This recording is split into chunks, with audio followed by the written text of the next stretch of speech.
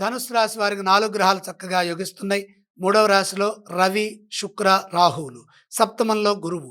ఉద్యోగంలో, వృత్తిలో రాణిస్తారు. మీ నైపుణ్యాన్ని ప్రదర్శిస్తారు.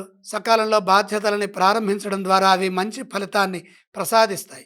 మీ నమ్మకం మిమ్మల్ని గెలిపిస్తుంది. ముఖ్య కార్యక్రమాల్లో శుభ ఫలితాలు సిద్ధిస్తాయి. భవిష్యత్తును దృష్టిలో పెట్టుకొని సరైన ప్రణాళికలు సిద్ధం చేయడం ద్వారా ఉద్యోగంలో అలాగే వృత్తిలో మేలు జరుగుతుంది.